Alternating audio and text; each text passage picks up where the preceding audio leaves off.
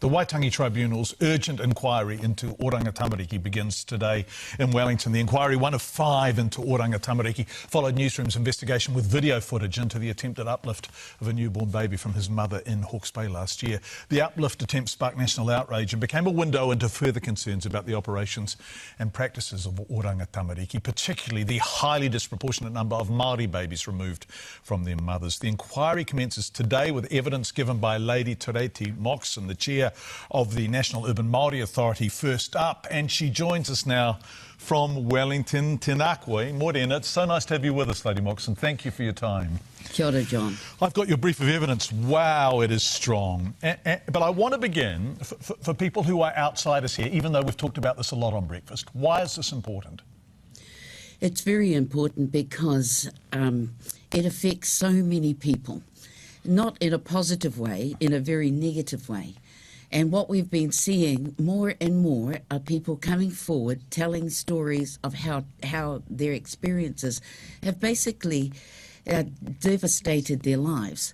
And so it's important that the tribunal hear this. It's important that people come forth and share their stories as well. And we look for a solution. That's the key.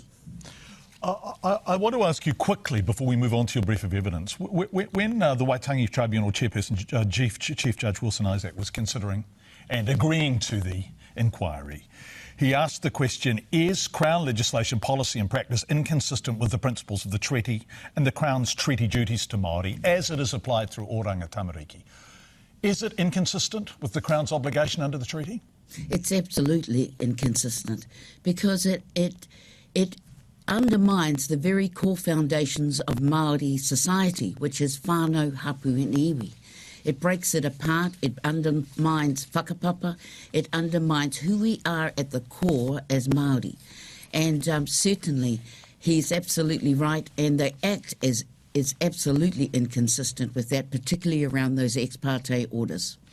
I want to come to your evidence that you're going to put before the tribunal later on, and thank you for providing us with a copy of it. Point 14 you make, and I think this is a really sad outcome, is that people are now so wary of Oranga Tamariki that they don't even use it when they might need it and when it might be helpful to them. And I'm going to quote you. The way Oranga Tamariki works actually stops Māori mothers seeking support if they need it, because the mothers know that once Oranga Tamariki is involved, they could lose their baby. So even the good purpose it might serve is being stymied. Absolutely. And that has to change. It has to stop. Because really, they should be there to support our families and support our children. But in actual fact, they've become a threat. They've become a group of people who no one trusts. And our people are suffering for it. And so, yes, you're absolutely right. That needs to change, and we need to look at a better way of doing things, because right now, Oranga Tamariki is broken and beyond repair, in our view.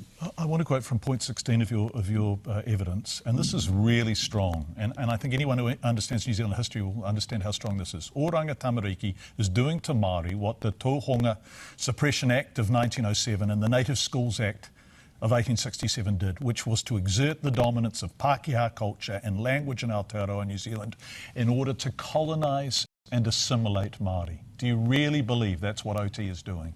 Absolutely, they're doing that, because it wasn't that long ago when children were placed with lots of people who were not Māori. You know, there's a lot of talk about placing them with Māori and whānau and whatnot. But in actual fact, if you have a look at their track record, this hasn't been the case. It's more a recent occurrence rather than an extraordinary one. The other thing, too, is that there has been research where children have been placed overseas, and no one knows where those babies are. And that is terrible. Sorry, I want to come in there. Children have been placed overseas and no one knows where they are. Is That's that exactly really the right. case? Well, because of privacy laws and the protection of children, and they don't know where they belong and who they belong to. So the evidence is damning, and there are 5 inquiries into OT. What is it that you think needs to happen? Well, definitely we need to change the system. We need to put the onus and the power and the responsibility back on Māori to do it for ourselves.